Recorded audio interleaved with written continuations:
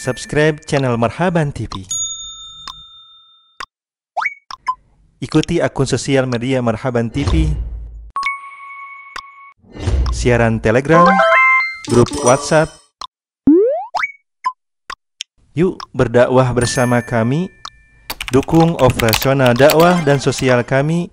Raih pahala jariah yang terus mengalir sampai hari kiamat. Jazakumullahu khairan. Bismillahirrahmanirrahim.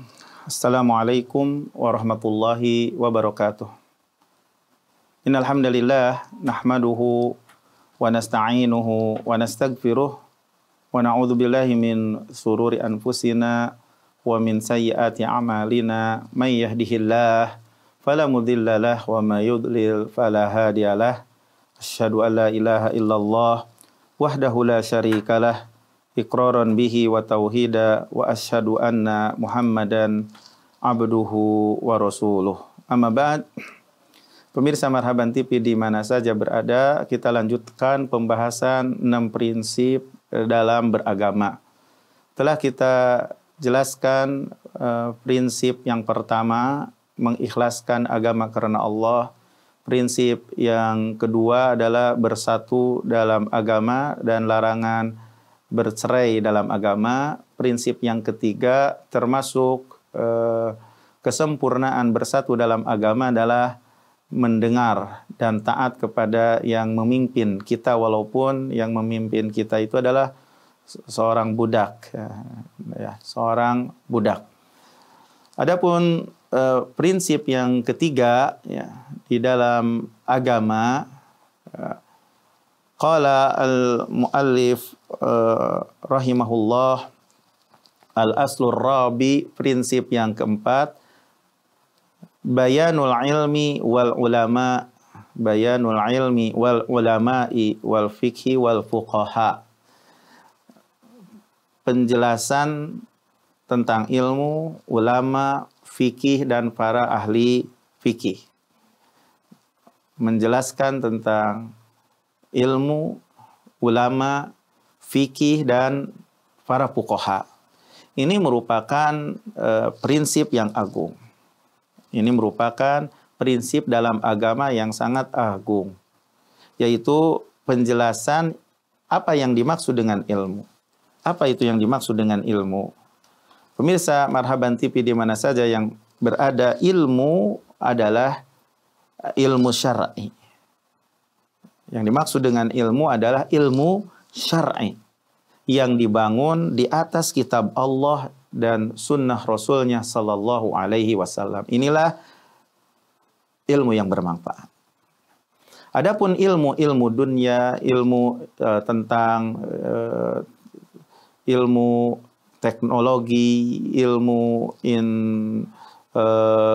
kimia, ilmu kedokteran, ilmu arsitek dan selain itu dari ilmu dunia, ini tidak bisa dikatakan secara mutlak sebagai ilmu, tanpa ada kaid, tanpa ada ikatan, tanpa ada sandaran gitu. Adapun yang dikatakan ilmu yang menurut Al-Quran dan menurut As-Sunnah dijelaskan tentang keutamaannya, yang secara mutlak dikatakan ilmu yang dijelaskan di dalam Al-Quran dan dijelaskan dalam As-Sunnah tentang keutamaan, maka tentang keutamaannya, maka yang dimaksud dengan ilmu yang ini adalah ilmu asy-syar'i, ilmu agama. Adapun ilmu kedokteran, ilmu bisnis, ilmu komunikasi, ilmu kimia, maka ini merupakan ilmu-ilmu yang diperbolehkan dan tidak dikatakan secara mutlak sebagai ilmu tanpa ada tambahan, tanpa ada sandaran gitu. Namun dikatakan ilmu arsitek, ilmu kedokteran mesti ada tambahannya. Tapi yang disayangkan pada saat sekarang ini yang dipahami oleh manusia, apabila dikatakan ilmu secara mutlak gitu, secara umum, adalah yang dimaksudkan oleh gambaran oleh pemahaman manusia sekarang ini adalah ilmu modern. Ya, ilmu modern gitu. Mereka mengatakan ya menurut pandangan manusia, pengetahuan manusia, apabila ada sesuatu yang mereka dengar dari Al-Qur'an, mereka akan mengatakan ini telah disaksikan oleh ilmu modern. Ini telah disaksikan oleh ilmu modern. Apabila datang sebuah hadis, mereka mengatakan pandangan manusia pada zaman sekarang ini telah disaksikan oleh ilmu modern. Ini sangat disayangkan sekali. Jadilah ilmu sekarang ini secara mutlak itu adalah ilmu pertanian, ilmu kedokteran, ilmu arsitek, dan selain itu. Padahal itu merupakan usaha manusia. Ilmu yang demikian itu adalah ilmu buatan manusia, makanya banyak kesalahannya, sesuatu yang salah banyak. Karena itu merupakan usaha dari manusia yang diletakkan oleh manusia gitu. Tapi di zaman sekarang ini kok jadi itu yang dimaksud dengan ilmu, ya. Berbeda dengan ilmu syar'i, berbeda dengan ilmu agama, maka ini ilmu yang datang dari Allah, ya. Tidak datang kepadanya kebatilan, tidak akan datang kepadanya kebatilan. Tidak akan ada datang kepadanya kesalahan. Berbeda dengan ilmu dunia, ya. Karena ilmu agama itu turun dari Allah yang maha bijaksana, Allah yang maha hakim. Allah tabaraka wa ta'ala berfirman, la ya'tihil batilu min baini yadayhi wala min khalfihi tanzilun min hakimin hamid. Tidak akan datang kepadanya kebatilan di hadapannya, tidak pula di belakangnya. Turun dari Allah yang maha hakim, bijaksana, dan maha terpuji. Allah tabaraka wa ta'ala berfirman, innama yakhshallah min ibadihi al-ulama. Hanya saja yang takut kepada Allah di antara hambanya adalah ulama. Mereka ulama syariat, mereka yang mengenal Allah, mereka yang mengenal Allah. Adapun para ulama arsitek, ya, para ulama kedokteran dan ulama-ulama yang lainnya gitu. Mereka yang memiliki ilmu dunia, mereka kadang bodoh tentang hak Allah Jalla wa Ala. Mereka tidak mengenal Allah. Jikalaupun mereka mengenal Allah, pengetahuan mereka itu hanya sedikit. Nah, akan tetapi yang mengenal Allah, mereka adalah ulama-ulama syariat. Innama yakhshallah min ibadihi al-ulama. Hanya saja yang takut kepada Allah di antara para hambanya adalah ulama. Kenapa? Karena mereka mengenal Allah dengan nama-namanya dan sifat-sifatnya. Mereka mengenal hak Allah Ta'ala. Dan hal ini tidak akan bisa diraih dengan ilmu kedokteran, ilmu arsitek. Akan tetapi yang bisa diraih dengan ilmu umum itu tauhid rububiyah saja. Tauhid kepengurusan saja. Adapun tauhidul ibadah, mengesahkan Allah dalam ibadah, maka hal ini tidak akan diraih kecuali dengan ilmu syariat. Ya. Wa qala al-musannif rahimahullah wa bayanu man tashabbaha bihim wa laisa minhum, dan menjelaskan orang yang menyerupai mereka ahlul ilm padahal mereka bukan dari ahli ilmu, ya. Pemirsa Marhaban TV di mana saja berada, ya. Maksudnya menjelaskan orang yang tasyabbuh, menyerupai dengan ahli ilmu, tapi dia bukan ahli ilmu. Kenapa? Dia tidak memiliki bekal ilmu agama. Tapi sudah dipandang, dianggap orang yang berilmu, menyerupai orang-orang yang berilmu, seperti seakan-akan orang yang memiliki ilmu, padahal tidak memiliki ilmu. yang cukup, belum memiliki ilmu yang cukup. Modalnya sedikit daripada ilmu agama. Tapi sudah menyerupai orang yang berilmu. Jadi di sini sangat berbahaya sekali yang tidak memiliki agama.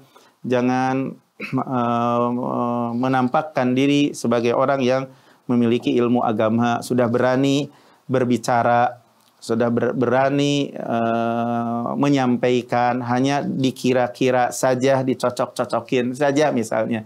Ini sangat berbahaya, menyerupai ahli ilmu, padahal bukan ahli ilmu, karena tidak memiliki modalnya, kurang modalnya dari ilmu agama. Hal ini akan membahayakan, sangat membahayakan kepada dirinya dan kepada umat. Ini sangat membahayakan kepada dirinya dan kepada umat. Jadi ikhwah fillah, pemirsa Marhaban TV di mana saja berada, makanya yang biasa banyak berbicara, padahal sama sekali dia tidak pernah menuntut ilmu agama, ya, dengan melalui bimbingan para ulama, ya. Jangan banyak berkoar-koar untuk berbicara di hadapan banyak orang. Ya, harus mengetahui kadar diri sendiri, gitu. Jangan sampai menyerupai orang yang berilmu, padahal sama sekali sedikit modalnya dari ilmu agama. Karena apa? Bahayanya kepada dirinya dan kepada umat. Kenapa? Karena dia berkata terhadap Allah tanpa ilmu. Kadang memudahkan untuk misalnya membuka kajian, begitu ya. Membuka kajian atau halaqah, kajian dan lain sebagainya. Tapi kalau hanya sebatas saling menasehati, ya tidak apa-apa gitu. Insya Allah. Tapi ini sudah menjadi merasa sudah menjadi ulama karena sudah bisa membaca ini dan membaca itu, tapi tanpa bimbingan ulama, tanpa diketahui belajarnya dan lain sebagainya, sudah menampakkan dirinya sebagai seorang ulama, padahal bukan ulama. Ini sangat berbahaya karena berbicara terhadap Allah tanpa dasar ilmu, menyesatkan manusia tanpa ilmu. Maka Allah tabaraka wa taala berfirman, "Faman adlamu mimman iftara 'ala Allahi kadziban liyudillan nasa bighairi ilm." Tidak ada yang paling zalim daripada orang yang mengada-ada terhadap Allah secara dusta untuk menyesatkan manusia tanpa ilmu. Makanya dikatakan dunia itu akan rusak dengan 4 hal. Nisfu faqih, yang setengah paham, wa nisfu nahwi, yang setengah ahli nahwu, wa nisfu tabib, setengah ahli kedokteran, wa nisfu mutakallim, setengah orang yang ahli dalam berbicara. Yang setengah paham ya akan merusak negara. Yang setengah bisa ilmu nahwu, setengahnya tidak bisa, ini akan merusak lisan. Yang setengah bisa dari sisi kedokteran, hanya setengahnya tidak sampai sempurna gitu keahliannya dalam kedokteran, ini akan merusak badan. Dan setengahnya dari ahli berbicara, yang setengahnya lagi keliru, maka ini akan merusak agama. Begitu dikatakan, ada yang mengatakan demikian. Kemudian muallif rahimahullah melanjutkan, wa qad bayyana Allah ta'ala hadzal asla fi awwali suratil Baqarah min qawlihi ta'ala ya bani Israila dzukuru ni'mati allati an'amtu 'alaikum. Surat Al-Baqarah ayat 40. Ila qawlihi qabla dzikri Ibrahim alaihissalam ya bani Israil. Al-Baqarah ayat 122. Ya. Sungguh Allah telah menjelaskan pokok ini, prinsip ini di awal surat Al-Baqarah dari firman Allah. Dimulai dari firman Allah Jalla wa'ala, wahai Bani Israel, ingatlah nikmat Allah yang aku berikan nikmat kepada kalian. Jadi Allah Jalla wa'ala di dalam surat Al-Baqarah telah menurunkan banyak ayat tentang Bani Israel dalam rangka untuk mengingatkan kepada mereka dengan nikmat-nikmat yang Allah anugerahkan kepada mereka. Ya. Sampai firman Allah sebelum penyebutan Nabi Ibrahim, yaitu tentang diujinya Nabi Ibrahim dengan beberapa kalimat, ya Bani Israel, wahai Bani Israel, udhkuru ni'mati allati an'amtu alaikum wa anni faddaltukum alal alamin. Ingatlah nikmatku yang telah aku berikan kepada kalian dan aku telah utamakan kalian dari semua alam. Ya. Jadi tujuannya dalam rangka mengingatkan mereka orang Bani Israel dengan nikmat Allah yang Allah berikan kepada mereka dan memerintahkan kepada mereka untuk mengikuti Nabi Muhammad SAW, di mana mereka telah mengenal akan kenabiannya. Mereka telah mengenal akan risalah Nabi Muhammad SAW dalam kitab-kitab mereka. Dan telah dikabarkan pula tentang kedatangan Nabi Ibrahim oleh para nabi mereka. Gitu. Seperti itu. Jadi semua ayat ini, para pemirsa Marhaban TV di mana saja, antara ayat yang pertama dan ayat yang terakhir, ya, yaitu yang menjelaskan tentang Bani Israel untuk mengingatkan kepada mereka nikmat Allah dengan diutusnya para utusan Allah, dengan turunnya Alkitab, dan kewajiban bagi mereka itu adalah untuk mengimani Rasulullah sallallahu alaihi wasallam, untuk mengimani utusan Allah yaitu Nabi Muhammad sallallahu alaihi wasallam. Tujuannya seperti itu dari ayat surat Al-Baqarah ayat 40 sampai Al-Baqarah ayat 123 ya. Sebelum Allah menyebutkan tentang ujian Nabi Ibrahim dengan beberapa kalimat. Tujuannya agar mereka itu mengimani utusan Allah Muhammad sallallahu alaihi wasallam. Karena Allah telah memberikan kenikmatan kepada mereka dengan diutusnya para utusan Allah, dengan diturunkannya Alkitab, dan mereka juga telah mengetahui kenabian dan risalah Nabi Muhammad itu dalam kitab-kitab mereka, dan para nabi juga telah menggambarkan kepada mereka tentang Nabi Muhammad sallallahu alaihi wasallam. Seharusnya dengan nikmat yang Allah berikan kepada mereka itu mengimani Nabi Muhammad sallallahu alaihi wasallam. Dan Banu Israel, mereka itu adalah anak-anaknya Yakub, Nabi Yakub. Israel itu adalah Yakub. Karena mereka adalah termasuk keturunannya keturunan Yakub, dan mereka itu ada 12 qabilah Sibton. Sibton itu dengan kalau di bangsa Arab itu adalah qabilah ya.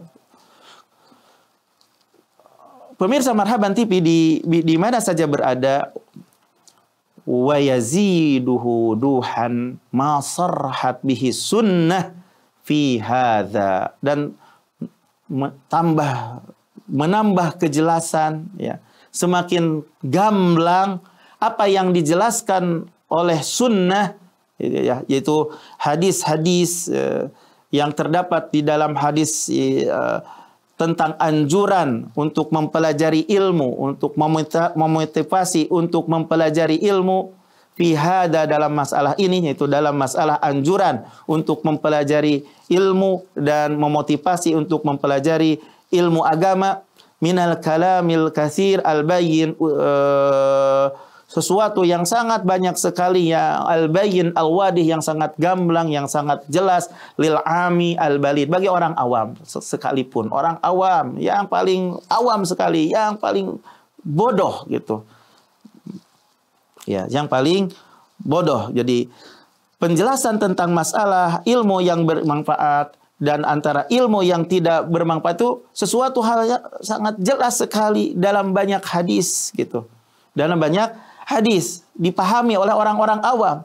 Misalnya kalau kita kembali kepada kitab Jami ya, kitab Jami Bayanul Ilmi wa Fadlihi, keterangan tentang keutamaan ilmu dan keutamaannya, karya Ibnu Abdil Bar atau yang lainnya, kita akan bisa memahaminya.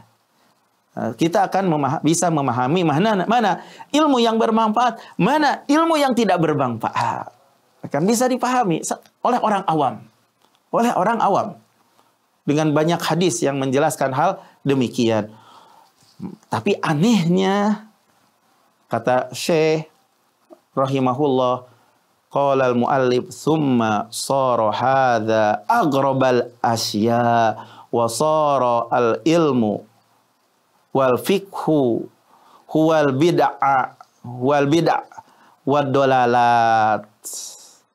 Kemudian menjadi berubah pandangan. Ini merupakan suatu perkara yang sangat aneh.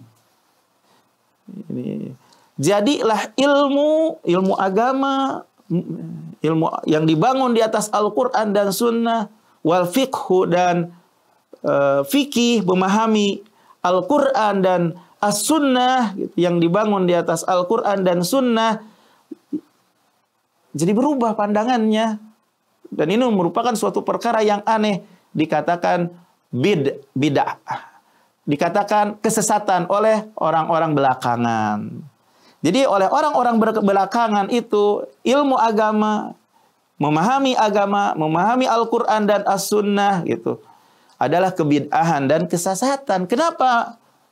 Karena mereka meninggalkan ilmu yang benar. Karena mereka meninggalkan ilmu yang dibangun di atas kitab dan sunnah Rasulullah. Jadilah ilmu menurut mereka adalah si Fulan berkata, si Anu berkata, dongengan-dongengan yang didongengkan oleh sebagian mereka yang mengatakan bahwasanya kuburan Fulan akan memberikan manfaat demikian, atau tempat Fulan akan demikian, ya, bahwasanya Fulan di tempat itu bermimpi demikian. Itulah ilmu menurut mereka di sebagian orang-orang belakangan, dan mereka mencari hadis-hadis yang lemah, ya, yang telah ditiadakan oleh ahli ilmu dan telah dijelaskan bahwasanya hadis itu dusta. Nah, kita dapati oleh orang-orang yang selalu bercerita dusta, mereka menjadikannya riwayat-riwayat hadis-hadis yang lemah itu menjadi sahih, lalu dihiasi dengan sanad-sanad yang dibuat-buat, dan mereka mengucap-ucapkannya, mengulang-ulangnya, dan mengatakan ini merupakan hadis-hadis yang sahih, dan mereka meninggalkan hadis-hadis yang benar-benar sahih yang terdapat di dalam Sahih Bukhari, Sahih Muslim, Sunan Alba dan Masanid yang mu'tabarah. Mereka meninggalkannya hadis-hadis yang sahih karena tidak sesuai dengan kemaslahatan mereka. Karena mereka tidak sesuai dengan kemaslahatan mereka. Ditinggalkan hadis yang sahih, mengambil hadis-hadis yang lemah karena tujuan untuk kemaslahatan mereka. Ya. Wa khiyaru ma indahum, dan yang paling baik menurut mereka, sebagian orang-orang belakangan, ulama-ulama yang ada pada zaman belakang ini, lubsul haqqi bil batil, mencampur adukan kebenaran dengan kebatilan. Padahal yang wajib bagi kita itu untuk dibedakan mana yang benar dari yang batil, untuk dipisahkan antara yang benar dan antara yang batil. Tapi menurut mereka, menurut orang yang belakangan sekarang ini, yang paling terbaik menurut mereka adalah yang mencampur adukan hak dengan kebatilan. Ya.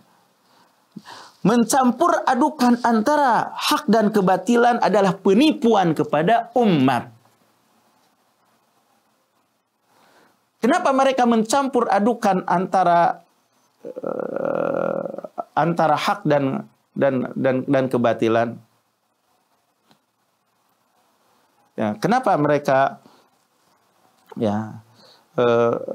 demikian, tidak mau membedakan antara hak dari kebatilan, tapi mencampur adukan antara hak dan kebatilan dalam rangka untuk menipu manusia? dalam rangka untuk memanipulasi, ya. Karena menyelisih apa yang mereka lakukan. Maka ilmu yang disanjung oleh Allah, ilmu yang memiliki ilmu itu dipuji oleh Allah, menurut mereka itu jadinya kebodohan. Menurut mereka itu jadinya kebodohan. Ya. Makanya al-musannif rahimahullah berkata, wasaral ilm alladhi faradahu Allah ta'ala 'alal khalqi wa madahahu la yatafawwahu bihi illa zindikun aw majnun. Jadilah ilmu yang diwajibkan oleh Allah Ta'ala kepada manusia, kepada makhluk dan dipuji, ya, ilmu yang dipuji, tidaklah yang mengucapkannya kepada ilmu yang dipuji oleh Allah Subhanahu wa Ta'ala, yang diwajibkan oleh Allah untuk dipelajari, illa zindikun aw majnun, kecuali zindi, keluar dari agama atau dia itu gila. Kenapa dikatakan demikian? Karena menyelisih apa yang mereka lakukan. Maka ilmu yang Allah sanjung, ilmu yang ahli ilmu disanjung, dipuji, menurut mereka berubah pandangannya adalah kebodohan. Makanya yang membicarakan ilmu yang bermanfaat, ya, yang dibangun di atas Al-Quran dan As-Sunnah adalah gila. Kenapa? Karena mereka mengatakan bahwasanya ilmu yang diwajibkan oleh Allah itu akan mengubah kondisi manusia, akan mengubah agama nenek moyang kami, begitu menurut mereka. Ini suatu perkara yang sangat aneh. Ini suatu perkara yang aneh sekali. Kemudian kata Syekh wasara man ankarahu. Ini terbalik, pandangannya berubah menjadi kabur. Wasara man ankarahu wa adahu wa sannafa fit tahdhiri minhu wa nahyi anhu huwal faqihal alim. Jadilah orang yang mengingkari ilmu yang bermanfaat, memusuhi orang yang memiliki ilmu yang bermanfaat, gitu. Wasara man ankaro, jadilah orang yang mengingkari ilmu yang bermanfaat, wa adahu, dan yang memusuhi ilmu yang bermanfaat, wa sannafa fit tahdhiri minhu, dan menulis untuk mewanti-wanti dari ilmu yang bermanfaat, wa nahyi anhu, dan larangan dari ilmu yang bermanfaat, huwal faqihal alim, adalah orang yang faqih, adalah orang yang berilmu. Jadi terbalik. Orang yang menulis, mewanti-wanti dari ilmu yang bermanfaat dan memuji ilmu yang tercela, ini bisa dilihat di zaman sekarang ini, dan menyebarkan ilmu yang tercela di kalangan manusia, mereka mengatakan inilah orang yang pandai, inilah orang yang faqih, inilah orang yang berilmu. Itu. Adapun orang yang menyebarkan ilmu yang bermanfaat, mereka mengatakan ini tidak layak, ini tidak pantas, ini orang bodoh. Orang ini adalah menginginkan perpecahan manusia. Ini orang yang bodoh yang menginginkan terpecah belahnya manusia. Sesungguhnya kami itu menginginkan kesatuan, tidak menginginkan perpecahan.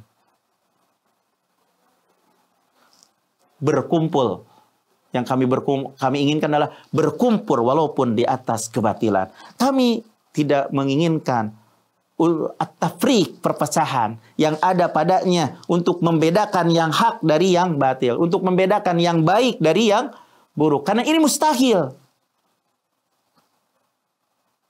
Ini mustahil.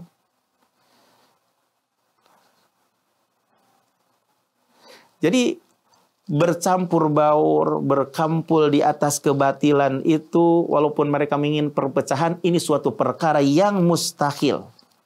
Ini suatu perkara yang mustahil. Tidak akan mungkin persatuan di atas kebatilan. Tidak akan mungkin persatuan itu berada di atas kebatilan. Akan tetapi akan berhasil persatuan itu di atas kebenaran. Ya. Akan berhasil persatuan itu di atas kebenaran. Tapi ternyata pada zaman sekarang ini, di sebagian orang belakangan ini, diputerbalikkan. Jadilah orang yang mengajak kepada ilmu yang bermanfaat, yang dibangun di atas Al-Quran dan As-Sunnah itu memecah belah. Jadilah orang-orang yang menyebarkan ilmu yang tercela gitu adalah orang yang faqih, yang bisa menyatukan. Tapi kita katakan bahwasanya bersatu di atas kebatilan itu tidak akan mungkin. Yang menjadikan kesatuan umat itu tatkala bersatu di atas kebenaran. Demikian ya prinsip yang keempat, yaitu bahwasanya penjelasan prinsip ini yang mesti dipahami oleh kaum muslimin, bahwasanya ilmu yang bermanfaat itu adalah ilmu agama yang dibangun di atas kitab Allah dan sunnah Rasulullah. Maka menyebarkan ilmu agama yang dibangun di atas Al-Quran dan As-Sunnah, inilah yang akan membuat manusia itu, umat itu bersatu. Karena inilah ilmu yang bermanfaat. Adapun yang menyebarkan ilmu yang menyelisihi Al-Quran dan As-Sunnah, walaupun menurut perkiraan mereka itu akan menyatukan, tidak akan menyatukan karena tidak akan mungkin bersatu di atas kebatilan. Demikian yang bisa disampaikan pada pertemuan kali ini. Mudah-mudahan bermanfaat. Wassallallahu ala nabiyyina Muhammad. Wa akhiru da'wana anilhamdulillahi rabbil alamin. Wassalamualaikum warahmatullahi wabarakatuh.